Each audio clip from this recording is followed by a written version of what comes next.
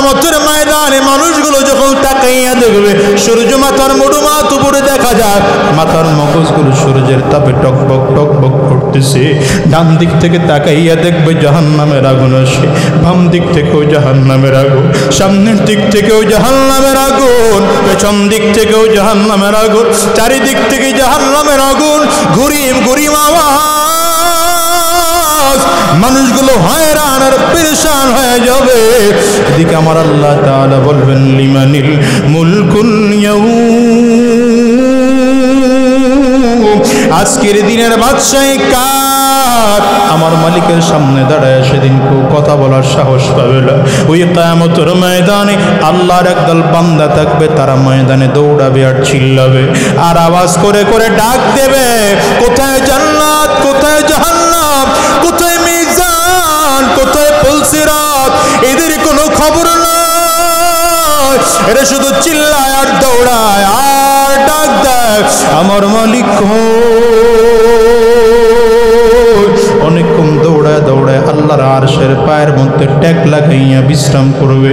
আবার মালিক ফেরেশতাদেরকে ডাক দিবেন, ফেরেশতারা আমার বান্দাগুলো এতক্ষণ দৌড়াইতেছিল, ওরা কোথায়? আল্লাহর ফেরেশতারা ওদেরকে ডেকে সামনে নিয়ে আসবে। মালিক তখনও পর্দার আড়ালে আমার আল্লাহ তাআলা ডাক দিবেন, ফেরেশতারা কে বান্দারা এতক্ষণ তোরা কেন দৌড়াইতেছিলি?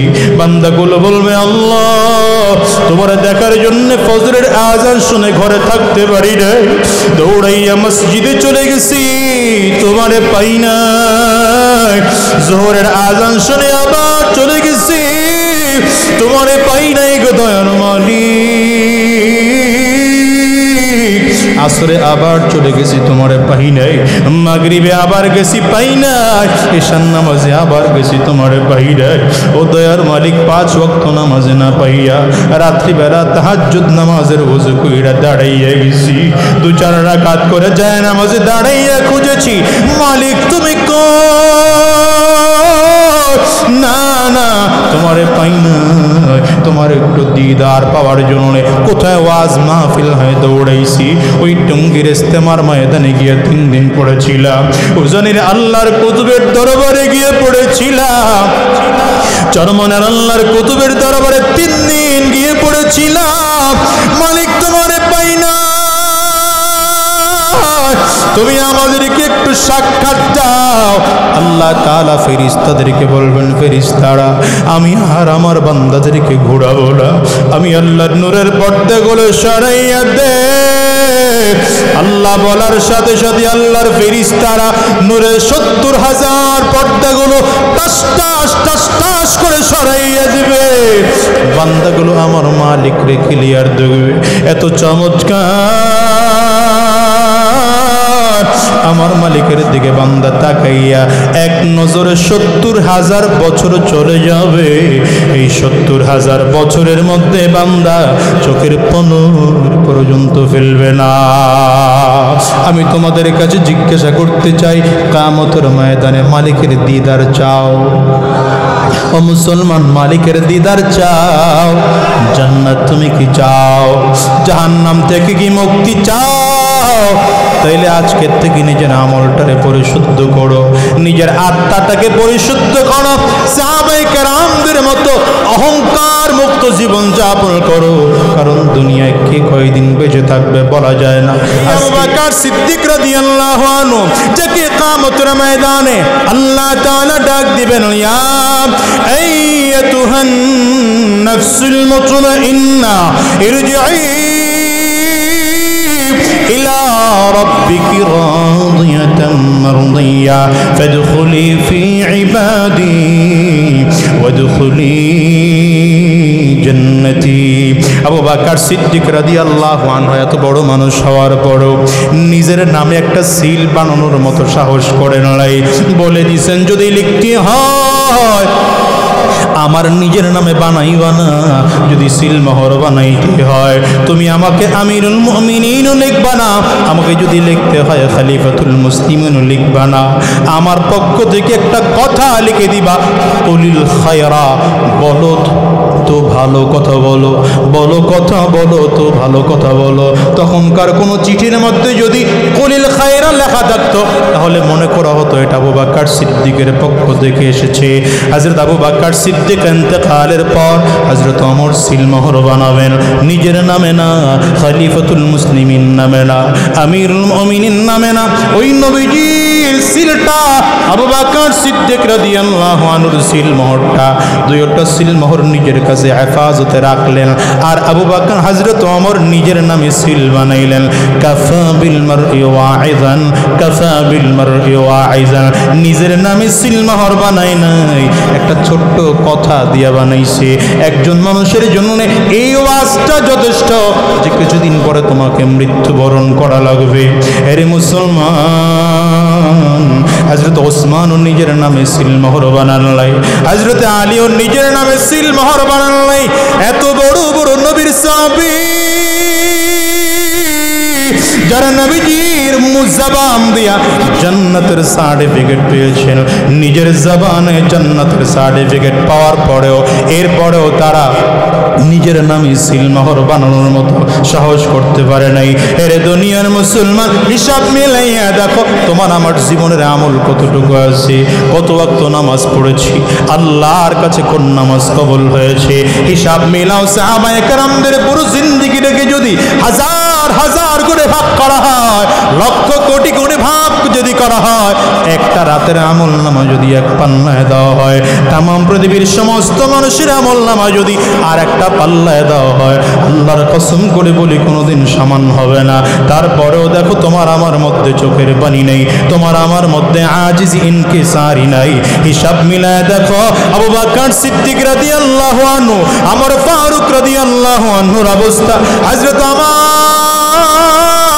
কান্না এত পরিমাণে কান্না করতেন, গাল বেয়ে বেয়ে গালের মধ্যে দাগ পড়ে গেছে পানি পড়তে পড়তে।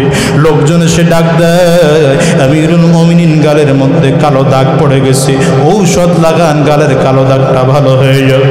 আমিরুল মুমিনিন ডাক দেয়, ভাই সাহাবী আমার গালের মধ্যে কালো দাগ আছে, ঔষধ লাগাইলে ভালো হবে আমি জানি, কিন্তু আল্লাহর সামনে আমি কি নিয়ে দাঁড়াইব?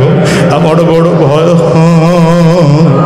আবারও যদি আমার মালিক ডাক দেয়, আমার কি নিয়ে আসছে?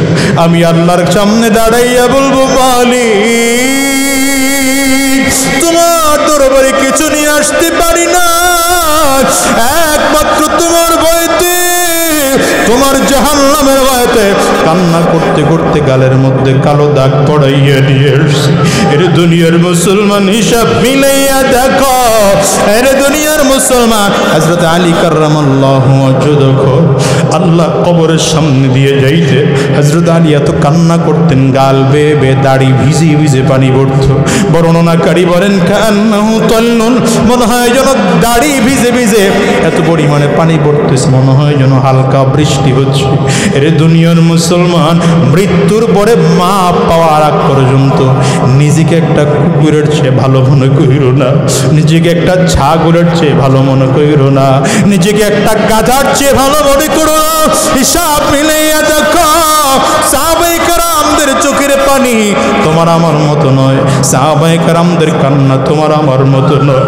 আমার মালিকের দিকে বারবার করে তাকাও, আল্লাহর রাস্তাগুলো ছেড়ে দিও না, কারণ কিয়ামতের ময়দানে একদল লোক থাকবে, তারা দুনিয়ার পাগল নয়, টাকা পয়সা সম্পদের পাগল থাকবে না, এরা পাগল থাকবে আমার আল্লাহর। চিল্লায় বলো কার?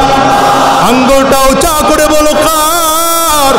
কিয়ামতের ময়দানে মানুষগুলো যখন তাকাইয়া দেখবে, সূর্য মাথার মুড়ো মাথ উপরে দেখা যায়, মাথার মগজগুলো সূর্যের তাপে টকবক টকবক করতেছে।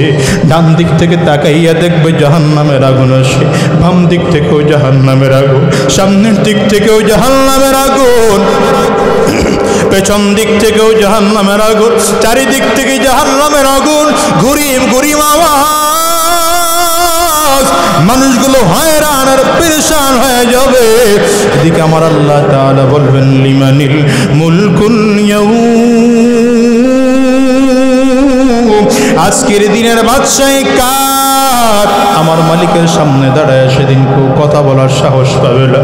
ওই কিয়ামতের ময়দানে আল্লাহর একদল বান্দা থাকবে, তারা ময়দানে দৌড়াবে আর চিল্লাবে আর আওয়াজ করে করে ডাক দেবে, কোথায় জান্নাত, কোথায় জাহান্নাম, কোথায় মিজান, কোথায় পুলসিরাত? এদের কোনো খবর নাই, এরা শুধু চিল্লায় আর দৌড়ায় আর ডাক দেয়, আমার মালিক অনেকক্ষণ দৌড়ায় দৌড়ায় আল্লাহর আরশের পায়ের মধ্যে ট্যাগ লাগাইয়া বিশ্রাম করবে। আবার মালিক ফেরেশতাদেরকে ডাক দিবেন, ফেরেশতারা আমার বান্দাগুলো এতক্ষণ দৌড়াইতেছিল, ওরা কোথায়? আল্লাহর ফেরেশতারা ওদেরকে ডেকে সামনে নিয়ে আসবে। মালিক তখনও পর্দার আড়ালে আমার আল্লাহ তাআলা ডাক দিবেন, ফেরেশতারা কে বান্দারা এতক্ষণ তোরা কেন দৌড়াইতেছিলি? বান্দাগুলো বলবে, আল্লাহ তোমার দেখার জন্য ফজরের আযান শুনে ঘরে থাকতে পারি না, দৌড়াইয়া মসজিদে চলে গেছি, তোমারে পাই না। যোহরের আযান শুনে আবার চলে গেছি, তোমারে পাই নাই গো দয়ার মালিক। আসরে আবার চলে গেছি, তোমারে পাই নাই। মাগরিবে আবার গেছি, পাই নাই। ঈশার নামাজে আবার গেছি, তোমারে পাই নাই। ও দয়ার মালিক, 5 ওয়াক্ত নামাজে না পাইয়া রাত্রিবেলা তাহাজ্জুদ নামাজের ওযু কইরা দাঁড়াইয়া গেছি, 2-4 রাকাত করে যায় নামাজে দাঁড়াইয়া খুঁজেছি, মালিক তুমি না না তোমারে পাই না। তোমার একটু দিদার পাওয়ার জন্য কোথায় ওয়াজ মাহফিল হয় দৌড়াইছি, ওই টঙ্গীর ইস্তেমার ময়দানে গিয়ে 3 দিন পড়েছিলাম, উজানির আল্লাহর কুতুবের দরবারে গিয়ে পড়েছিলাম, চরমনের আল্লাহর কুতুবের দরবারে 3 দিন গিয়ে পড়েছিলাম, মালিক তোমারে পাই না। তুমি আমাদেরকে একটু সাক্ষাৎ দাও। আল্লাহ তাআলা ফেরেশতাদেরকে বলবেন, ফেরেশতারা আমি আর আমার বান্দাদেরকে ঘোরাবো না, আমি আল্লাহর নূরের পর্দাগুলো সরাইয়া দে। আল্লাহ বলার সাথে সাথে আল্লাহর ফেরেশতারা নূরের 70,000 পর্দাগুলো টাস টাস টাস টাস করে সরাইয়া দিবে। বান্দাগুলো আমার মালিক রে ক্লিয়ার দেখবে, এত চমৎকার। আমার মালিকের দিকে বান্দা তাকাইয়া এক নজরে 70,000 বছর চলে যাবে। এই 70,000 বছরের মধ্যে বান্দা চোখের পলক পর্যন্ত ফেলবে না। আমি তোমাদের কাছে জিজ্ঞাসা করতে চাই, কিয়ামতের ময়দানে মালিকের দিদার চাও? ও মুসলমান, মালিকের দিদার চাও? জান্নাত তুমি কি চাও? জাহান্নাম থেকে কি মুক্তি চাও? তাইলে আজকের থেকে নিজের আমলটারে পরিশুদ্ধ করো, নিজের আত্মাটাকে পরিশুদ্ধ করো, সাহাবায়ে কেরামদের মতো অহংকার মুক্ত জীবন যাপন করো। কারণ দুনিয়ায় কে কয়দিন বেঁচে থাকবে বলা যায় না। আজকের এই মজলিসটার মধ্যে যারা আছেন হিসাব করলে দেখবেন অনেকেরই বাবা নাই, অনেকেরই মা নাই। আছে না নাই? জবান খুলে বল, আমার ঘরে আমার মা নাই। এই মজলিসে হাত তুলতে বললে এমন অনেক মানুষ পাওয়া যাবে যারা মা হারাইছে। কার মা হারাইছেন একটু দেখি, হাতটা তুলে দেখা। কে কে বাবা হারাইছেন বাজান, আপনারাও হাতটা তুলে একটু দেখান। হাতটা তুলে রাখেন, আমার যুবকগুলো একটু তাকায় দেখো। মা হারা মানুষগুলো হাত তুলেছে, কারো চোখের কোটায় পানি জমে গেছে, কারো কান্না চলে আসছে, কারো গাল বেবে পানি পড়ার যুবক। আমি তোরে কেমনে বোঝাবো জানি না। এই মানুষদের চেহারার দিকে তাকাইয়া আজকে ওয়াদা করে বিদায় হও, শেখ চরমনের হাতে হাত দিয়া জীবনের তরে ওয়াদা করে বিদায় হইবা। ওগো আল্লাহ, আর গুনাহের দিকে কদম বাড়াবো না, শয়তানের রাস্তায় আর চলবো না। যতদিন তোমার এই জমিনে বেঁচে থাকবো আল্লাহর কোরআন বুকে ধারণ করে চলবো। কারা কারা তুই আর 2টা হাত উঁচু করে আল্লাহরে দেখাও, চিৎকার করে জোরে আওয়াজ দিয়ে ডাক দাও আল্লাহ। আর জোরে আল্লাহ, জোরে জোরে জোরে জোরে জবান খুলে আল্লাহ আওয়াজ দিয়ে জোরে চিল্লা বলো আল্লাহ। দয়ার মালিক, আমরা আমরা সবাই মিলে তোমার কাছে ওয়াদা করলাম আর শয়তানি রাস্তায় চলবো না, আর বদমাশি রাস্তায় চলবো না, তোমার গোলামি করব যতদিন এই জমিনে থাকবো, তোমার গোলাম হয়ে থাকবো। তুমি কবুল করে নাও। চিৎকার করে বলো আমিন, আরো জোরে আওয়াজ করে বলো আল্লাহুম্মা আমিন। ওয়ালাউ আন্না আহলাল কুরা আমানু ওয়াত্তাকাউ লাফাতাহনা আলাইহিম বারাকাতিন মিনাস সামাই ওয়াল আরদ। আসমান জমিনের সব বরকতের দরজাগুলো আমি আল্লাহ তাআলা খুলে দেব। তবে শর্ত হলো দুইটা। এক নম্বর শর্ত হলো ওয়ালাউ আন্না আহলাল কুরা আমানু, কোন এলাকার মানুষ যদি, কোন গ্রামের মানুষ যদি, কোন মহল্লার মানুষ যদি, কোন দেশের মানুষ যদি দুইটা গুণে গুণান্বিত হয়ে যাইত। এক নম্বর গুণ তারা যদি তাকওয়া গ্রহণ করত, দ্বিতীয় নম্বর গুণ যদি ঈমান আনত। এক নম্বর গুণ যদি ঈমান আনত, দ্বিতীয় নম্বর যদি তাকওয়া গ্রহণ করত, আল্লাহ বরকতের দরজা খুলে দিতা। চেষ্টা করে করে ধান বানানো লাগতো না মিয়া। তাকওয়া আর ঈমান থাকলে ধান অটোমেটিক হতো। তাকওয়া আর ঈমান থাকলে যা খাবার আমার দরকার তা অটোমেটিক ঘরে আসতো। হালাল উপায়ে চেষ্টা করলে অটোমেটিক ঘরে আসতো। কিন্তু আপনি আর আমি করেছি কি জানেন? আমরা যেটা নিয়ে গবেষণা করার দরকার ছিল সেটার গবেষণা শেষ করে দিয়েছি, গবেষণা করি না।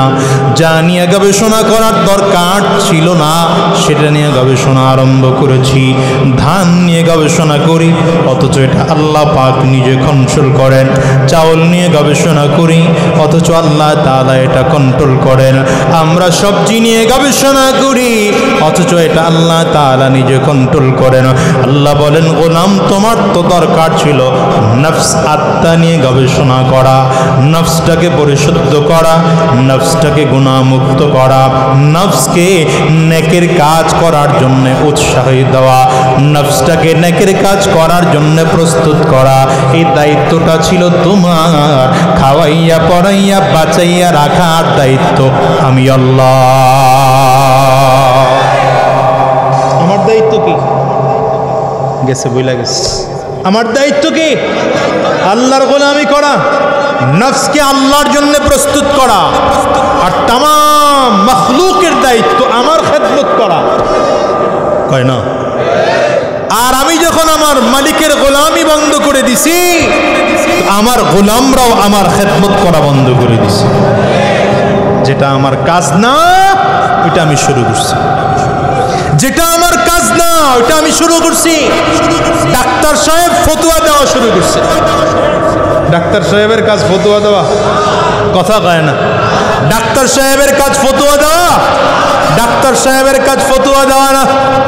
ডাক্তার সাহেব ফতোয়া দেওয়া আরম্ভ করছে, যার যেটা কাজ না সে সেটা আরম্ভ করছে। অ্যাডভোকেট সাহেব চিরটা জীবন তিনি জেনারেল লাইনে লেখাপড়া করেছে, কোনোদিন মাদ্রাসার বারান্দা পাড়া দেয় নাই, হুজুরদের ব্যাপারে লিস্ট করা তৈরি করছে। এটা কাজ তার, আসতে কয় কেটা কেটা, এটা তার কাজ নাকি মিয়া?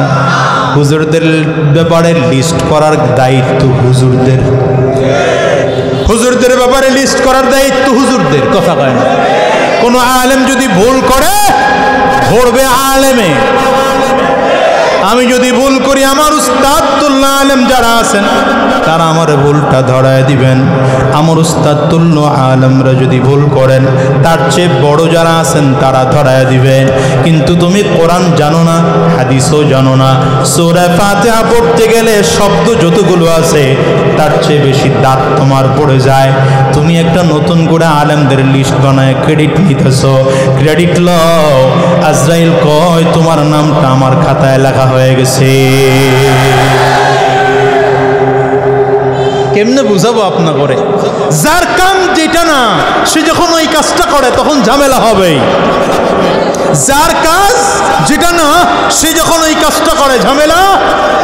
পুলিশের কাজ একটা, আর্মি সাহেবের কাজ আর একটা, জনপ্রতিনিধির কাজ আর একটা, ডাক্তারের ডাক্তারের কাজ আর একটা, ইঞ্জিনিয়ারের কাজ আর একটা। ডাক্তার সাহেব যদি ইঞ্জিনিয়ারের কাজ করে ঝামেলা হবে কি হবে না? ইঞ্জিনিয়ার সাহেব যদি ডাক্তার সাহেবের মতো ইঞ্জেকশনাল অপারেশন করতে আরম্ভ করে, সাকসেস না আনসাকসেস? কথা কয় না কেন? বুঝেন না, এটা সহজ জিনিস, বুঝেন না। আপনি খবর পাইছেন শায়েখে চরমনায় আজকে আসবে, সাথে আজাদি সাহেবও থাকবে, আপনার জ্বর অথবা আপনার এমন রোগ হয়েছে, ডাক্তার বললেন আপনার অপারেশন করা লাগবে, আপনি ডাক্তারের কাছে গিয়ে বললেন আজকে অপারেশন করাবো। কেন? কয় আজকে চরমনার হুজুর আসতেছি, হুজুরকে দিয়ে আমি অপারেশন করাবো, আজাদি সাহেবও লগে থাকবে। কেডা কেডা করাবেন অপারেশন? হাত তুলে চিন্তা করেন। শায়েখে চরমনাই আপনার পেটকে এটা অপারেশন করবে, এটা আপনি রাজি? হ্যাঁ, এই প্যাচ তো এই জায়গায় লাগাইছেন, রাজি কে কে? আর বড় হাত তুলে কোন জাতি লয়ে আছি বুঝে নেই ভাই। এমনি ডাক্তাররা ফতুয়া দেয় হুজুর, ডাক্তাররা কি এমনি ফতুয়া দেয়? আমাদের দেশের ভণ্ডরা কি এমনি চান্স পায়? বহুত কারণ আছে। আমরা নাম দিছি মুসলমান, কিন্তু আসলে এত বেহুশ, কার কাছ থেকে কোনটা গ্রহণ করব কোনোদিন খুঁজে পাই নাই। কি কথা কন না কেন? পীর আছে মুরিদ নাই, হেও বিশাল। কি কথা কন না কেন? বিশাল বড় খানকা কায়দা পড়ছে, আমি বিশাল মানুষ।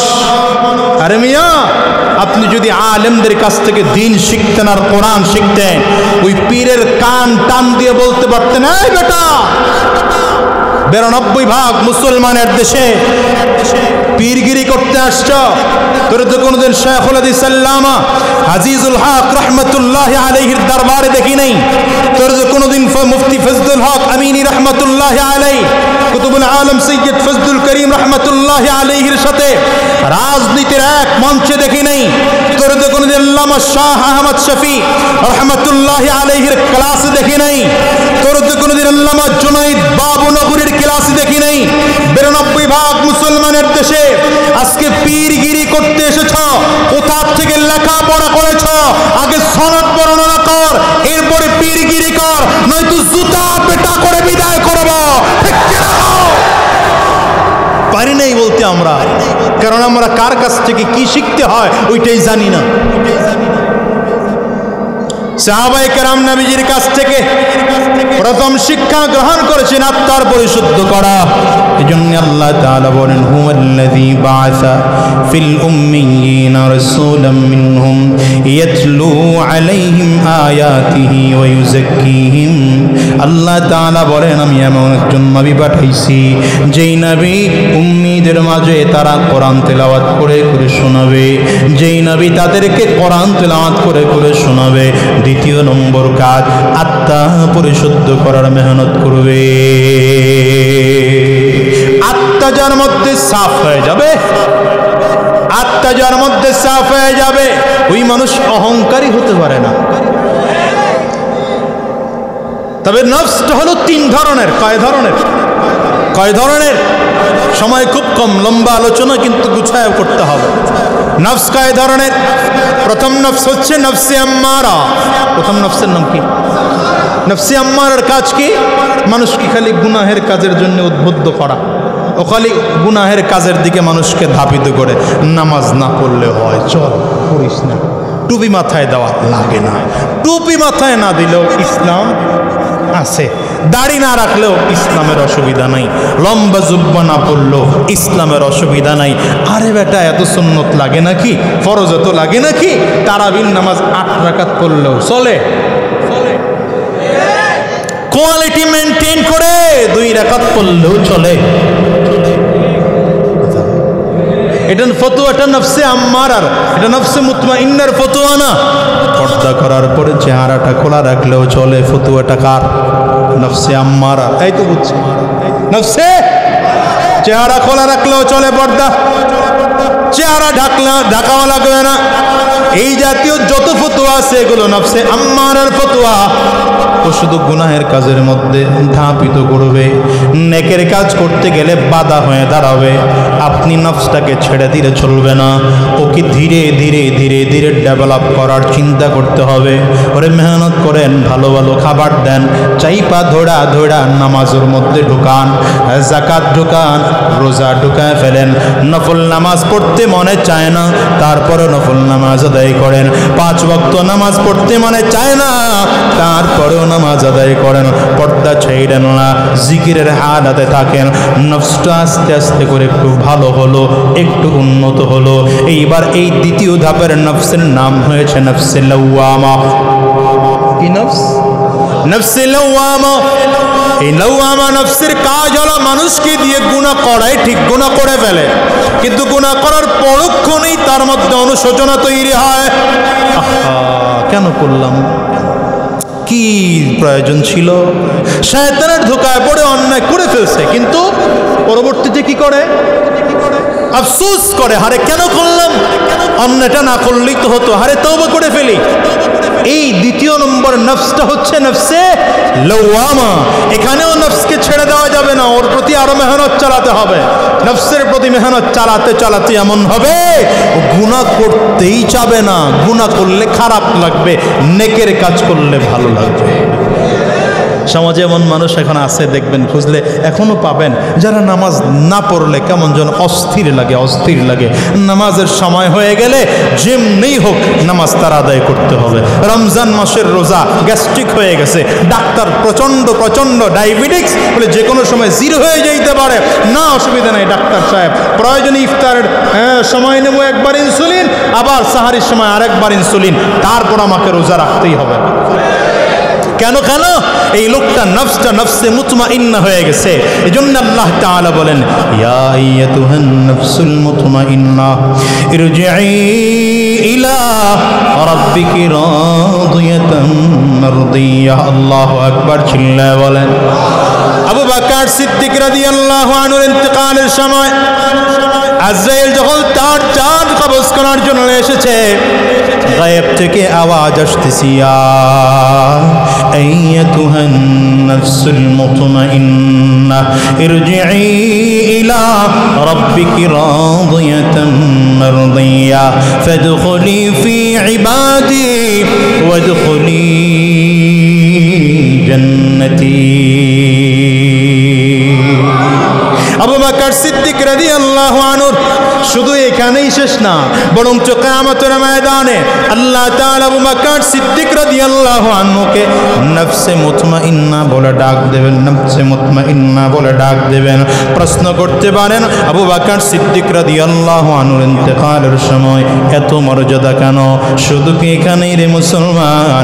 আবু বকর সিদ্দিক রাদিয়াল্লাহু আনহুর ব্যাপারে আমার নবী বলেন, ইন্নী লা আ'রাফু রাজুলান বিইসমিহি ওয়া বিইসমি আবিহি ওয়া উম্মিহি لا يأتي بابا من أبواب الجنة فيقال له مرحبا مرحبا। পয়গম্বর আরবি বলেন, আমি এমন একজন লোকের নাম জানি, তার বাবার নামটাও জানি, তার মায়ের নামটাও জানি।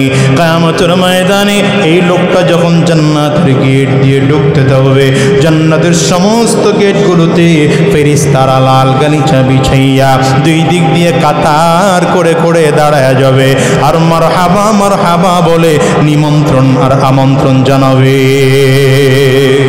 সাহাবায়ে কেরাম ওদের আগ্রহে বসে আছেন, লোকটাকে আমরা একটু নাম জানতে চাই। আমার নবী ডেকে বললেন, নামটা কি জানতে চাও? হযরত সালমান ফারসি রাদিয়াল্লাহু আনহু দাঁড়িয়ে গেলেন, পয়গম্বর এমন লোকটাকে আমরা একটু লোকটার নাম জানতে চাই। আল্লাহর নবী কয়, নামটা জানতে চাও? তাইলে জেনে নাও, সেই লোকটা হলো আমার সাহাবী আবু বকর। আল্লাহু আকবার, চিল্লা খাও। আবু বকর সিদ্দিক রাদিয়াল্লাহু আনহু জান্নাতের পথের পথিক, উলামায়ে কেরাম জান্নাতের পথের পথিক, কথা কয় না কেন? এই জন্য উলামায়ে কেরাম চিন্তা করে না কে তারে মৌলবাদ বলে গালি দিল, কে তারে রাজাকার বলে গালি দিল, কে তারে উগ্রবাদ বলে গালি দিল, কে তাকে জঙ্গি বলে গালি দিল, কে তাকে ওয়াজ ব্যবসায়ী কয়ে গালি দিল, কে তারে ধর্ম ব্যবসায়ী কয়ে গালি দিল। উলামায়ে কেরামদের কাজ তারা চালাইয়ে যায়, উম্মতের সাথে কোনোদিন উলামায়ে কেরাম রাগ করে না। না করার কারণ হলো উলামায়ে কেরাম ভালো করে জানে আমরা দুনিয়ার এই কথার পেছনে পড়ে লাভ নাই। আমি তো একজনকে খুশি করতে চাই, আমার মালিক যদি খুশি হয় আমার আর কিছুর দরকার না। আপনারা গালি দিতে পারলে তো হুজুর ঘরে ছাড়েন না, কত গালি, গালি শুনতে শুনতে আহারে গালি কম দেয় পাবলিক। আরে বাবা রে বাবা, যত গালি আছে যত প্রকার সব দেয়, ক্ষুধা লাগলে খাইয়া আবার দেয়। কি কথা কন লাগান, হুজুররাই বলে দেশটারে খাইছে। কোন দিক দেখাইছে হুজুররা? দেখাও না এক জায়গায়, অন্যায় তো আমাদের ওই একটা জায়গায়। ওয়ামা নাকামু মিনহুম ইল্লা আইয়ুমিনু বিল্লাহিল আজিজিল হামিদ। আমরা আল্লাহর কথা কই তো আমাদের অন্যায় কি কথা কয় না?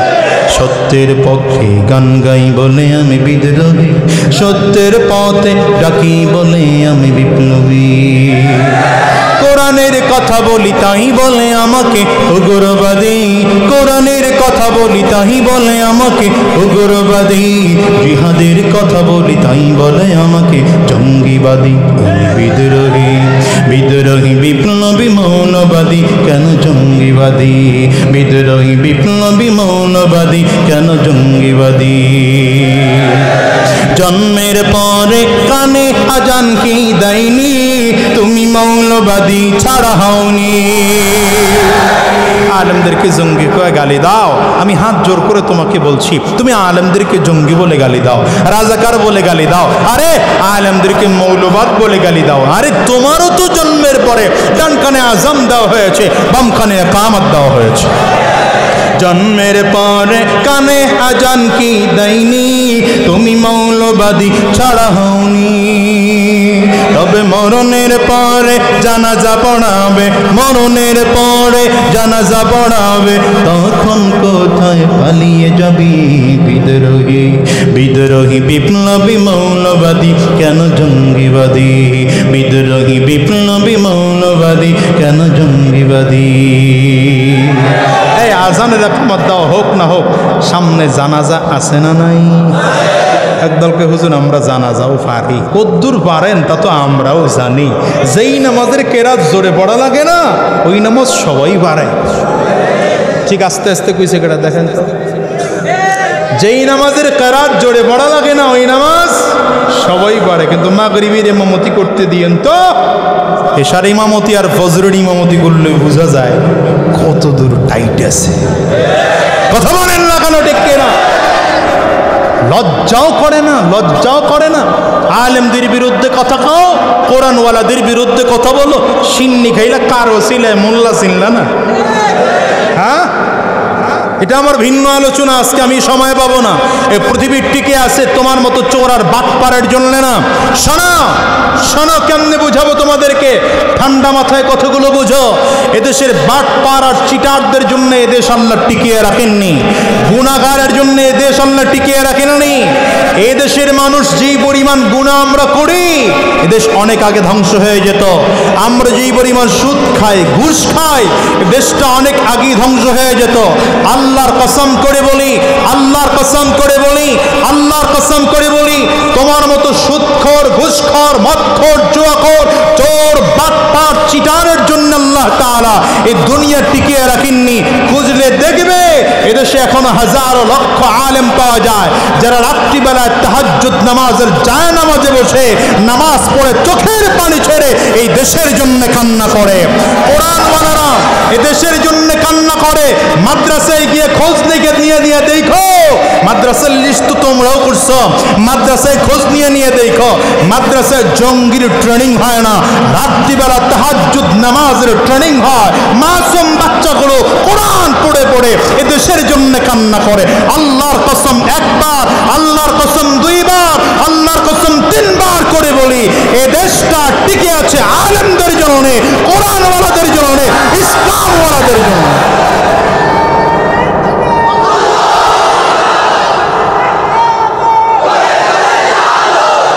এই তাকবীরটাও দিলে বলে একদল লোকের জ্বলে। তাকবীরে জ্বলে কার? মুসলমানদের তাকবীরের জ্বলার কথা। মুসলমান তাকবীর দিলে কলিজা বড় হওয়ার কথা, তাকবীর দিলে বেঈমানদের জ্বলার কথা।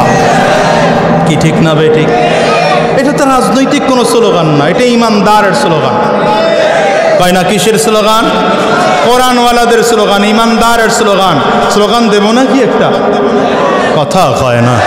জীবনে বহুত নেতার নেত্রীকে খুশি করার জন্য স্লোগান দিয়েছেন, আজকে আমার নবীরে খুশি করার জন্য একটা স্লোগান হবে। তোমার নেতা আমার নেতা বিশ্বনবী মুস্তাফা, ঠিক আছে তো? তোমার নেতা আমার নেতা। হ্যাঁ, পারবেন পারবেন। এরপরে বলবো আমরা সবাই রসুল সেনা, ভয় করি না বুলেট বোমা। একদল মুখ যে বন্ধ করছে কিয়ামতের আগে এই মুখ তো খুলবে না। সবাই পারবেন তো? কাশি দিয়ে গলা ক্লিয়ার করে। কাশিও দিবার জানে না রাঙ্গুনিয়ার লোকজন। জোরে কাশি দেন। হ্যাঁ, এবার হাত দুইটা ভালো করে উঁচা করেন, টান টান করে উঁচা। ডানে আর বামে তাকায় দেখেন তো, হাতকে তুলে নাই, মনে করবেন সে অলস ফেডারেশনের সদস্য। দুই হাত তুলছেন ভালো করে, হাতগুলো মুঠ করেন, একটা ঝাঁকি দেন, জোরে একটা ঝাঁকি দেন, শরীরের মধ্যে একটা স্পিড আসুক। দেন না, ঝাঁকি দেন। আরে কি লজ্জা শরম কিসের? দেন, ঝাঁকি দেন। আরে মুসলমান ইসলাম বিজয় করার জন্য কি বিমান, কামান, ক্ষেপণাস্ত্র, পিস্তল, বুলেট, রাইফেল লাগে নাকি? তাকবীরের ধ্বনি দিবেন, বেঈমানরা অটোমেটিক পালাবে। ঠিক কি রাখো? তাকবীরে ভুলে গেছে মুসলমান। হাত তুলেন, দুই হাত ভালো করে। এবার কণ্ঠের যতটুকু আওয়াজ আছে পুরোটা আওয়াজ ছেড়ে দিয়ে তাকবীর দিতে হবে। রেডি? নারে তাকবীর। হয় নাই, আরো জোরে লাগবে। নারে তাকবীর। দুই হাত উঁচা কইরা নারে তাকবীর। আমার নেতা তোমার নেতা বিশ্বনবী মুস্তাফা, আমরা সবাই রসুল সেনা, ভয় করি না বুলেট বোমা। নারে তাকবীর। কোরআন সুন্নাহর আলো, কোরআন সুন্নাহ যেখানে, আলেম ওলামা যেখানে, পীর বুজুর্গ যেখানে, সুদ ঘুষ যেখানে। ঠিক আছে তো? সুদখোর নাই তো? আপনাদের এলাকায় সুদখোর আছে? ঘুষখোর, মদখোর, জুয়াখোর আছে তো? সবই আছে, সবই আছে। নাই গেড়া কিসে আছে ভাই? আছে আছে অনেক কিছুই আছে। অফিসে ঘুষ আছে, দেওয়ারও মানুষ আছে। আছে না? আছে ভাই, আছে আছে অনেক কিছুই আছে। অফিসে ঘুষ আছে, দেওয়ারও মানুষ আছে। দুর্নীতির শীর্ষে আছে আর কি মোরা চাই রে? ও দেশের ভাই রে, বল না কোথায় যাই রে? একটু শান্তি বল কোথায় গিয়ে পাই রে? কথা পায় না। পেঁয়াজের জাহাজ আছে, তেলের আবার দাম বেড়েছে। পেঁয়াজের জাহাজ আছে, তেলের আবার দাম বেড়েছে।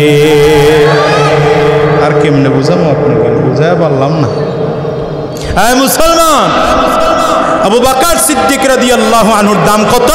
আমার নবী কিয়ামতের ময়দানে আবু বকর সিদ্দিক যখন ঢুকবে, জান্নাতের 8টা দরজা, প্রত্যেক দরজায় আবু বকরকে ডাকবে, আমাকে দিয়ে প্রবেশ করো, আমাকে দিয়ে প্রবেশ করো, আমার এখান থেকে প্রবেশ করো। আবু বকর সিদ্দিকের এত দাম কেন? এত দাম কেন? আবু বকর সিদ্দিকের ইন্তেকালের সময় আল্লাহ তাআলা কেন মুতমাইন্না নফসওয়ালা কয়ে ডাক দিয়েছেন? উলামায়ে কেরাম বলেন, আবু বকর সিদ্দিক রাদিয়াল্লাহু আনহুর হাজার গুণের মধ্যে একটা গুণ ছিল, আবু বকর সিদ্দিক রাদিয়াল্লাহু আনহু অত্যন্ত বিনয়ী ছিলেন, নম্র ছিলেন, ভদ্র ছিলেন, নিজেকে নিজে কিছুই মনে করতেন না। আজিজি আর ইনকিসারি এতটা সর্বোচ্চ চূড়ায় ছিল আবু বকর সিদ্দিক রাদিয়াল্লাহু আনহু। জানেন ইতিহাস? হ্যাঁ, নবীজি যখন প্রধান খলিফ, নবীজি যখন রাষ্ট্রপ্রধান প্রেসিডেন্ট ছিলেন, আমার নবীর একটা সিল মোহর ছিল। দেখেন, মেম্বার সাহেবের, চেয়ারম্যান সাহেবের, এমপি সাহেবের একটা সিল আছে, আলাদা আছে না? জানেন না আপনারা? এই আমার ছিল পকেটে আছে, এটা পকেটে লয়ে রাখা লাগে। পাবলিক কোন জায়গায় দিয়ে সিল চাই, সিল দেওয়া লাগবে। আমার নামেও আমি সিল বানাইছি, কিন্তু যখন এই লেখাটা পড়ছি নিজের কাছে নিজে লজ্জা লাগতেছে, আমার নামের সিল কেমনে বানাইনি। আমার নামে সিল বানায় চেয়ারম্যান লিখছি আবার। কিন্তু আপনারা জানেন নবীজির সিল ছিল মুহাম্মাদুর রাসূলুল্লাহ। এই তিনটা শব্দ মিলিয়েছিল আমার নবীর সিল মোহর। খাতাম, মুহাম্মদ শব্দটা ছিল সবার নিচে, এর উপরে রাসূল, এর উপরে আল্লাহ। নবীজির ইন্তেকালের পরে আবু বকর সিদ্দিক রাদিয়াল্লাহু আনহুর সিল মোহর বানানোর প্রস্তাব আসছে। আপনি তখন রাষ্ট্রপ্রধান, আপনি তখন খলিফাতুল মুসলিমিন, আপনি তো আমিরুল মুমিনিন, আপনার তো একটা সিল বানানো দরকার। কারণ ওই যুগে এখনো সরকারি কোনো কাজ, সরকারি কোনো অ্যাপ্লিকেশন সিল মোহর ছাড়া আপনাকে অ্যালাউ করা হবে না। কথা বুঝে আসছে? আমি আমার উপরের কর্মকর্তাদের যত কিছু বলি, বলে হুজুর আপনি যতক্ষণ পর্যন্ত লিখে না দিবেন হবে না। তার মানে সিল মোহরের দাম ছিল। আবু বকর সিদ্দিক রাদিয়াল্লাহু আনহুকে প্রস্তাব দেওয়া হলো আপনার নামে একটা সিল বানানো হোক। আবু বকর সিদ্দিক কান্না শুরু করে দিয়েছেন, আমার নামে সিল বানানো হবে আর কাগজের পাতায় পাতায় পাতায় পাতায় আমার শুধু নাম থাকবে। কিয়ামতের ময়দানে যদি আল্লাহ জিজ্ঞাসা করে, আয় আবু বকর, এত এত পাতায় কেন তোর নাম? আমি আল্লাহর কাছে জবাব দেব কি? আমি আল্লাহর কাছে জবাব দেব কি? আবু বকর সিদ্দিক রাদিয়াল্লাহু আনহু কয়, না, আমার নামে সিল বানানো যাবে না। একজন এসে বললেন, তাইলে লেখেন খলিফাতুল মুসলিমিন। কয়, না, এটাও না। খলিফাতুল মুসলিমিন অনেক বড় পদ। বলে আমিরুল মুমিনিন, না, এটাও না। আল্লাহু আকবার, আল্লাহু আকবার। কে আবু বকর? চিনেন কে আবু বকর? আরে ভাই, কেমনে আপনা করে বুঝাবো, কেমনে আপনা করে বুঝাবো? সবচেয়ে ভালো লাগে শায়েখে চরমনাই, পীর সাহেব চরমনাই আমরা দল করি না, বুঝা না, আমি আর বুঝা করি, বুঝা করি, বুঝা করি।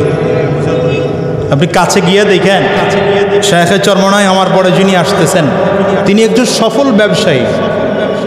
বরিশালের কোটি কোটি টাকার বিজনেস আছে। পীরগিরি করা লাগে না তা কর্মিয়া। এই ওয়াজ মাহফিল দিয়ে ওয়াজ ব্যবসায়ী কপাল পোড়া জাতি। জানো শায়েখে চরমনাইয়ের একটার বিভিন্ন ব্যবসার মধ্যে একটা ব্যবসা থেকে বছরে কত লাভ আছে? শুধু মাহফিল বন্ধ করে দিয়ে ব্যবসায় সময় দিবেন, মাহফিলের 4 গুণ লাভ হবে একটা ব্যবসা থেকে। গত 2 বছর আগের হিসাব আপনাদের শোনা যায়, শুধু মুরগি বিক্রি, মুরগির ডিম বিক্রি করে 75 লাখ টাকা লাভ হয়েছে। তোমরা তো মনে করছো পীরগিরির ব্যবসা করে খায় না। স্বর্ণের চামচ মুখে নিয়ে যারা জন্মগ্রহণ করেছেন, বাপদাদা থেকে যারা বংশ পরম্পরায় যারা সম্পদশালী, তাদের রাস্তায় খেয়ে না খেয়ে ঘুরে ঘুরে দিনের দাওয়াত দেওয়া লাগে না। দিনের দাওয়াত দেওয়া লাগে না বলে কেন দেয়? একমাত্র উদ্দেশ্য ইসলাম জিন্দা করার জন্য নেই, পাপ হারা পাপ ভোলা মানুষকে দিনের রাস্তায় আনার জন্য নেই। দ্বিতীয় কোনো স্বার্থ নাই। পীর সাহেব চরমনাই আজকে রাজনীতি ছেড়ে দিলে আগামীকাল তার উপটৌকনের অভাব হবে না, অভাব হবে না। সব দলের লোক তারে পীর মানবে, সব দলের লোক তারে পীর মানবে। এটা বুঝেন না, এটা বুঝেন না পীর সাহেব চরমনাই। আপনি মনে করছেন কেন ভালোবাসি? ভালোবাসি এই জন্যে, এত বড় মানুষটা, আহারে সামনে যখন কথা বলি মনে হয় যেন বাচ্চাদের মতো করে কথা বলতেছে। এত বিনয়ী, এত নম্র। ফোন দিলে কখনো ফোন দিয়ে পরিচয় দেয়, আমি চরমনাইয়ের রেজাউল করিম বলছিলাম, চরমনাই থেকে ফয়জুল করিম বলছিলাম। বিনয়ী, বিনয়ী, নম্রতা। 4 খলিফা, আবু বকর, শুধু আবু বকর না, হযরত ওমর, হযরত উসমান, হযরত আলী, কেউ নিজের নামে সিল মোহর বানান নাই। রাষ্ট্রীয় সিল মোহর নিজের নামে বানান নাই। আমিরুল মুমিনিন লেখেন নাই। কেমনে বুঝাবো আপনা করে? বুঝি না। আরে কে আবু বকর? নবীজির কাছে প্রথম কালিমা পড়নেওয়ালা মুসলমান, যিনি প্রথম কালিমা পড়েছেন। পুরুষদের মধ্যে সর্বপ্রথম কালিমা পড়েছেন আবু বকর সিদ্দিক রাদিয়াল্লাহু আনহু। যুবকদের মধ্যে সর্বপ্রথম কালিমা পড়েছেন আলী ইবনে আবি তালেব। মহিলাদের মধ্যে সর্বপ্রথম কালিমা পড়েছেন খাদিজাতুল কুবরা রাদিয়াল্লাহু আনহা। নবীজি যখন দাওয়াত নবুয়তি পাইলেন, দ্বিতীয় দিন আবু বকর সিদ্দিক রাদিয়াল্লাহু আনহু এসেছেন নবীজির সাথে দেখা করার জন্য। কারণ যেদিন নবুয়তি পেয়েছেন সেদিন আবু বকর সিদ্দিক মক্কায় ছিলেন না। আসার পরে নবীজি বলেন, আবু বকর, আমি তো নবুয়তি পেয়ে গেছি। সুবহানাল্লাহ কইবেন না? আমি তো কি পেয়ে গেছি? নবুয়তি পেয়ে গেছি। আবু বকর সিদ্দিক রাদিয়াল্লাহু আনহু বলেন, সাদাকতা ইয়া রাসূলুল্লাহ। প্রথম কথাটাই ছিল এটা, হুজুর সত্য বলেছেন, কথা মিথ্যা না। আপনি নবুয়তি পেয়েছেন, কথা সত্য। কিন্তু হুজুর, আমি আপনার উপরে কালিমা পড়তে এই মুহূর্তে তৈয়ার আছি। একটু যদি ছোট্ট আমাকে আপনি কোনো রকম উদাহরণ দিতেন, আপনি নবী এমন যদি কোনো একটা প্রমাণ দিতেন, কোনো একটা উদাহরণ দিতেন। আবু বকর সিদ্দিক এটা জানতে চাইছেন কেন? জানতে চাওয়ার একটা কারণ ছিল। মুআররিখিনগণ বলেন, যারা তারিখ লেখেন, যারা ইতিহাস লেখেন, তারা বলেন যে একটা ইতিহাস আছে। ইতিহাস হলো আবু বকর সিদ্দিক রাদিয়াল্লাহু আনহুর বয়স যখন 20 বছর, আমার নবীর বয়স তখন 18 বছর। কত বছর? কথা বলে না কেন এরা? নবীজির বয়স কত? 18, আবু বকর 20 বছর। সেই সময় আমার নবী আবু বকর সিদ্দিক রাদিয়াল্লাহু আনহু দুইজনে মিলে, আরো লোকজন আছে, কাফেলা নিয়ে যাচ্ছেন রওনা করে। ব্যবসায় রওনা করেছেন। ব্যবসায় যখন রওনা করেছেন, প্রতিমধ্যে এক জায়গায় এক তাঁবুর নিচে নবীজিও ঘুমাচ্ছেন, আবু বকর সিদ্দিক রাদিয়াল্লাহু আনহু ঘুমাচ্ছেন। নবীজিও ঘুমাচ্ছেন, আবু বকর সিদ্দিক রাদিয়াল্লাহু আনহু ঘুমাচ্ছেন। হ্যাঁ মুসলমান, দুইজন যখন ঘুমাচ্ছেন, আবু বকর সিদ্দিক রাদিয়াল্লাহু আনহু রাত্রিবেলা স্বপ্ন দেখতেছেন। স্বপ্নের মধ্যে দেখেন নবী যিনি হবেন তার এই কিছু গুণ থাকবে, আর নবীর প্রধান সহকারী যিনি হবেন তার মধ্যে এই কিছু গুণ থাকবে। আবু বকর সিদ্দিক রাদিয়াল্লাহু আনহু মিলাইতে পারে না, নবী কি আমি না মুহাম্মদ, প্রধান সহকারী আমি না মুহাম্মদ। দুইজনের কাছাকাছি, দুইজনের কথা কয় না এরা কেউ, দুইজনের কাছাকাছি। নবী কি আমি না মুহাম্মদ, আমি প্রধান সহকারী না মুহাম্মদ। আজকে 18 বছর, সেই 22 বছর পরে এসা নবীজির কাছে যখন জানতে চাইলেন, হুজুর আপনি নবী, আমার কোনো সন্দেহ নাই, কিন্তু একটা ছোট্ট উদাহরণ যদি আপনি আমারে দিতেন। আমার নবী ওই আবু বকর সিদ্দিক স্বপ্ন দেখছেন কত বছর আগে বললাম?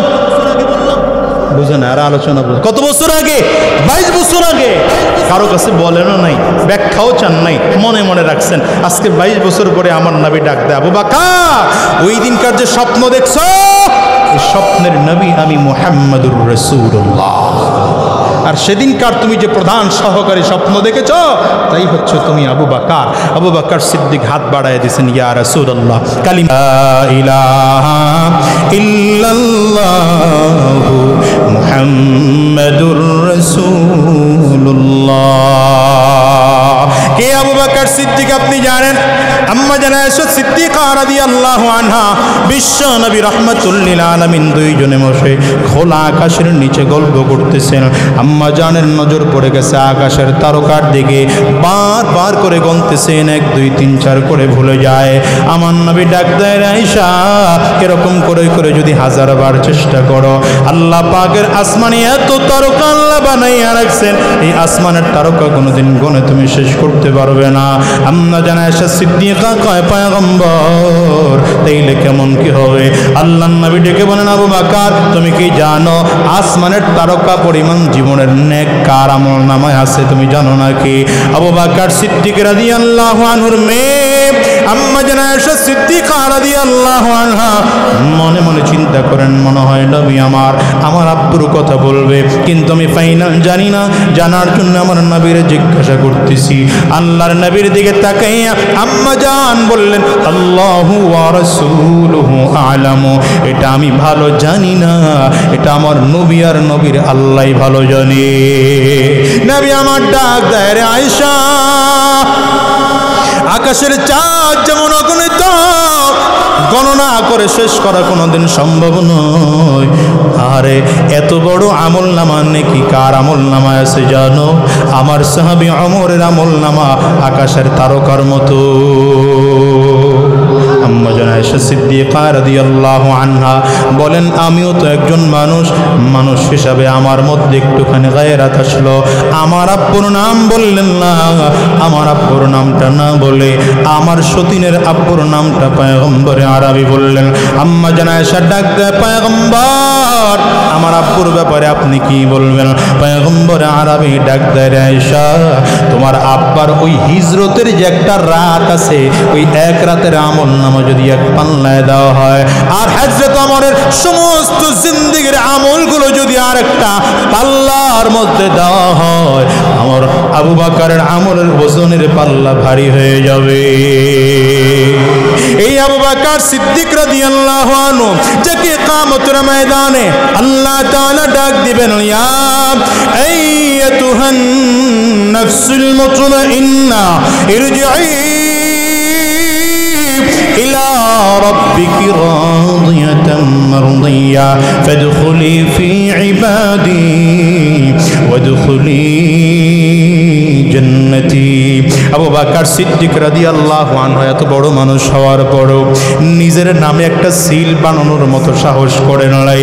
বলে দিয়েছেন, যদি লিখতে হয় আমার নিজের নামে বানাইবা না, যদি সিলমোহর বানাইতে হয় তুমি আমাকে আমিরুল মুমিনিনও লিখবা না, আমাকে যদি লিখতে হয় খলিফাতুল মুসলিমিনও লিখবা না, আমার পক্ষ থেকে একটা কথা লিখে দিবা, কুলিল খায়রা, বলো তো ভালো কথা বলো, বলো কথা বলো তো ভালো কথা বলো। তখনকার কোনো চিঠির মধ্যে যদি কুলিল খায়রা লেখা থাকতো তাহলে মনে করা হতো এটা আবু বকর সিদ্দিকের পক্ষ থেকে এসেছে। হযরত আবু বকর সিদ্দিক ইন্তেকালের পর হযরত ওমর সিলমোহর বানাবেন নিজের নামে না, খলিফাতুল মুসলিমিন নামে না, আমিরুল মুমিনিন নামে না। ওই নবীজির সিলটা আবু বকর সিদ্দিক রাদিয়াল্লাহু আনহুর সিলমোহরটা, দুইটা সিলমোহর নিজের কাছে হেফাজতে রাখলেন। আর আবু বকর হযরত ওমর নিজের নামে সিল বানাইলেন। কাফা বিল মারই ওয়াইজান, কাফা বিল মারই ওয়াইজান, নিজের নামে সিলমোহর বানাই নাই, একটা ছোট্ট কথা দিয়া বানাইছে। একজন মানুষের জন্য এই ওয়াজটা যথেষ্ট যে কিছুদিন পরে তোমাকে মৃত্যুবরণ করা লাগবে। আরে মুসলমান, হযরত ওসমান নিজের নামে সিলমোহর বানালাই, হযরত আলীও নিজের নামে সিলমোহর বানালাই। এত বড় বড় নবীর সাহাবী যারা নবীজির মুজবান দিয়া জান্নাতের সার্টিফিকেট পেয়েছেন, নিজের জবানে জান্নাতের সার্টিফিকেট পাওয়ার পরেও এরপরেও তারা নিজের নামে সিলমোহর বানানোর মতো সাহস করতে পারে নাই। এর দুনিয়ার মুসলমান, হিসাব মিলাইয়া দেখো তোমার আমার জীবনের আমল কতটুকু আছে, কত ওয়াক্ত নামাজ পড়েছি, আল্লাহর কাছে কোন নামাজ কবুল হয়েছে, হিসাব মিলাও। সাহাবায়ে কেরামদের পুরো জিন্দেগিটাকে যদি হাজার হাজার করে ভাগ করা হয়, লক্ষ কোটি করে ভাগ যদি করা হয়, একটা রাতের আমল নামা যদি এক পাল্লায় দেওয়া হয়, তাম পৃথিবীর সমস্ত মানুষের আমল নামা যদি আর একটা পাল্লায় দেওয়া হয়, আল্লাহর কসম করে বলি কোনোদিন সমান হবে না। তারপরেও দেখো তোমার আমার মধ্যে চোখের পানি নেই, তোমার আমার মধ্যে আজিজি ইনকিসারি নাই। হিসাব মিলায় দেখো আবু বকর সিদ্দিক রাদিয়াল্লাহু আনহু, ওমর ফারুক রাদিয়াল্লাহু আনহুর অবস্থা। হযরত ওমর কান্না এত পরিমাণে কান্না করতেন, গাল বেয়ে বেয়ে গালের মধ্যে দাগ পড়ে গেছে পানি পড়তে পড়তে। লোকজন এসে ডাক দেয়, আমিরুল মুমিনিন গালের মধ্যে কালো দাগ পড়ে গেছে, ঔষধ লাগান গালের কালো দাগটা ভালো হয়ে যাবে। আমিরুল মুমিনিন ডাক দেয়, ভাই সাহাবী আমার গালের মধ্যে কালো দাগ আছে, ঔষধ লাগাইলে ভালো হবে আমি জানি, কিন্তু আল্লাহর সামনে আমি কি নিয়ে দাঁড়াইব, আমার বড় ভয়। আবারও যদি আমার মালিক ডাক দেয়, আমার কি নিয়ে আসছে, আমি আল্লাহর সামনে দাঁড়াইয়া বলবো, মালিক তোমার দরবারে কিছু নিয়ে আসতে পারি না, একমাত্র তোমার ভয়তে, তোমার জাহান্নামের ভয়তে। কান্না করতে করতে গালের মধ্যে কালো দাগ পড়াইয়া নিয়ে এসছি। এর দুনিয়ার মুসলমান, হিসাব মিলাইয়া দেখো এরে দুনিয়ার মুসলমান, হযরত আলী কাররামাল্লাহু ওয়াজহুহু আল্লাহ কবরের সামনে দিয়ে যাইতে হযরত আলী এত কান্না করতেন, গাল বেয়ে বেয়ে দাড়ি ভিজে ভিজে পানি পড়তো। বর্ণনাকারী বলেন কান্নাহু তাল্লুন, মনে হয় যেন দাড়ি ভিজে ভিজে এত পরিমাণে পানি পড়তেছে, মনে হয় যেন হালকা বৃষ্টি হচ্ছে। এরে দুনিয়ার মুসলমান, মৃত্যুর পরে মা পাওয়ার আগ পর্যন্ত নিজেকে একটা কুকুরের চেয়ে ভালো মনে করিও না, নিজেকে একটা ছাগলের চেয়ে ভালো মনে করিও না, নিজেকে একটা গাধার চেয়ে ভালো মনে করো না। হিসাব মিলাইয়া দেখো, সাহাবায়ে কেরামদের চোখের পানি তোমার আমার মতো নয়, সাহাবায়ে কেরামদের কান্না তোমার আমার মতো নয়। আমার মালিকের দিকে বারবার করে তাকাও, আল্লাহর রাস্তাগুলো ছেড়ে দিও না, কারণ কিয়ামতের ময়দানে একদল লোক থাকবে, তারা দুনিয়ার পাগল নয়, টাকা পয়সা সম্পদের পাগল থাকবে না, এরা পাগল থাকবে আমার আল্লাহর। চিল্লায় বলো কার? আঙ্গুলটা উঁচা করে বলো কার? কিয়ামতের ময়দানে মানুষগুলো যখন তাকাইয়া দেখবে, সূর্য মাথার মুড়ু মাথ উপরে দেখা যায়, মাথার মগজগুলো সূর্যের তাপে টকবক টকবক করতেছে। ডান দিক থেকে তাকাইয়া দেখবে জাহান্নামের আগুন আসে, বাম দিক থেকেও জাহান্নামের আগুন, সামনের দিক থেকেও জাহান্নামের আগুন, পেছন দিক থেকেও জাহান্নামের আগুন, চারিদিক থেকে জাহান্নামের আগুন, ঘুরিম ঘুরিম আওয়াজ, মানুষগুলো হয়রান আর পেরেশান হয়ে যাবে। এদিকে আমার আল্লাহ তাআলা বলবেন লিমানিল মুলকুল ইয়াউম, আজকের দিনের বাদশাহী কার? আমার মালিকের সামনে দাঁড়ায় সেদিন কেউ কথা বলার সাহস পাবে না। ওই কিয়ামতের ময়দানে আল্লাহর একদল বান্দা থাকবে, তারা ময়দানে দৌড়াবে আর চিল্লাবে আর আওয়াজ করে করে ডাক দেবে, কোথায় জান্নাত, কোথায় জাহান্নাম, কোথায় মিজান, কোথায় পুলসিরাত? এদের কোনো খবর নাই, এরা শুধু চিল্লায় আর দৌড়ায় আর ডাক দেয়, আমার মালিক অনেকক্ষণ দৌড়ায় দৌড়ায় আল্লাহর আরশের পায়ের মধ্যে ট্যাগ লাগাইয়া বিশ্রাম করবে। আবার মালিক ফেরেশতাদেরকে ডাক দিবেন, ফেরেশতারা আমার বান্দাগুলো এতক্ষণ দৌড়াইতেছিল, ওরা কোথায়? আল্লাহর ফেরেশতারা ওদেরকে ডেকে সামনে নিয়ে আসবে। মালিক তখনও পর্দার আড়ালে আমার আল্লাহ তাআলা ডাক দিবেন, ফেরেশতারা কে বান্দারা এতক্ষণ তোরা কেন দৌড়াইতেছিলি? বান্দাগুলো বলবে, আল্লাহ তোমার দেখার জন্য ফজরের আযান শুনে ঘরে থাকতে পারি না, দৌড়াইয়া মসজিদে চলে গেছি, তোমারে পাই না। যোহরের আযান শুনে আবার চলে গেছি, তোমারে পাই নাই গো দয়ার মালিক। আসরে আবার চলে গেছি, তোমারে পাই নাই। মাগরিবে আবার গেছি, পাই নাই। ঈশার নামাজে আবার গেছি, তোমারে পাই নাই। ও দয়ার মালিক, 5 ওয়াক্ত নামাজে না পাইয়া রাত্রিবেলা তাহাজ্জুদ নামাজের ওযু কইরা দাঁড়াইয়া গেছি, 2-4 রাকাত করে যায় নামাজে দাঁড়াইয়া খুঁজেছি, মালিক তুমি না না তোমারে পাই না। তোমার একটু দিদার পাওয়ার জন্য কোথায় ওয়াজ মাহফিল হয় দৌড়াইছি, ওই টঙ্গীর ইস্তেমার ময়দানে গিয়ে 3 দিন পড়েছিলাম, উজানির আল্লাহর কুতুবের দরবারে গিয়ে পড়েছিলাম, চরমনের আল্লাহর কুতুবের দরবারে 3 দিন গিয়ে পড়েছিলাম, মালিক তোমারে পাই না। তুমি আমাদেরকে একটু সাক্ষাৎ দাও। আল্লাহ তাআলা ফেরেশতাদেরকে বলবেন, ফেরেশতারা আমি আর আমার বান্দাদেরকে ঘোরাবো না, আমি আল্লাহর নূরের পর্দাগুলো সরাইয়া দে। আল্লাহ বলার সাথে সাথে আল্লাহর ফেরেশতারা নূরের 70,000 পর্দাগুলো টাস টাস টাস টাস করে সরাইয়া দিবে। বান্দাগুলো আমার মালিক রে ক্লিয়ার দেখবে, এত চমৎকার। আমার মালিকের দিকে বান্দা তাকাইয়া এক নজরে 70,000 বছর চলে যাবে। এই 70,000 বছরের মধ্যে বান্দা চোখের পলক পর্যন্ত ফেলবে না। আমি তোমাদের কাছে জিজ্ঞাসা করতে চাই, কিয়ামতের ময়দানে মালিকের দিদার চাও? ও মুসলমান, মালিকের দিদার চাও? জান্নাত তুমি কি চাও? জাহান্নাম থেকে কি মুক্তি চাও? তাইলে আজকের থেকে নিজের আমলটারে পরিশুদ্ধ করো, নিজের আত্মাটাকে পরিশুদ্ধ করো, সাহাবায়ে কেরামদের মতো অহংকার মুক্ত জীবন যাপন করো। কারণ দুনিয়ায় কে কয়দিন বেঁচে থাকবে বলা যায় না। আজকের এই মজলিসটার মধ্যে যারা আছেন হিসাব করলে দেখবেন অনেকেরই বাবা নাই, অনেকেরই মা নাই। আছে না নাই? জবান করে বল। আমার ঘরে আমার মা নাই। এই মজলিসে হাত তুলতে বললে এমন অনেক মানুষ পাওয়া যাবে যারা মা হারাইছে। কার মা হারাইছেন একটু দেখি হাতটা তুলে দেখা। কে কে বাবা হারাইছেন বাজান আপনারাও হাতটা তুলে একটু দেখান। হাতটা তুলে রাখেন। আমার যুবকগুলো একটু তাকায় দেখো, মা হারা মানুষগুলো হাত তুলেছে। কারো চোখের কোটায় পানি জমে গেছে, কারো কান্না চলে আসছে, কারো গাল বেবে পানি পড়ার যুবক। আমি তোরে কেমনে বোঝাবো জানি না। এই মানুষদের চেহারার দিকে তাকাইয়া আজকে ওয়াদা করে বিদায় হও শেখ চরমনের হাতে হাত দিয়া, জীবনের তরে ওয়াদা করে বিদায় হইবা। ওগো আল্লাহ, আর গুনাহের দিকে কদম বাড়াবো না, শয়তানি রাস্তায় আর চলবো না। যতদিন তোমার এই জমিনে বেঁচে থাকবো আল্লাহর কোরআন বুকে ধারণ করে চলবো। কারা কারা তুই আর দুইটা হাত উঁচু করে আল্লাহরে দেখাও, চিৎকার করে জোরে আওয়াজ দিয়ে ডাক দাও আল্লাহ।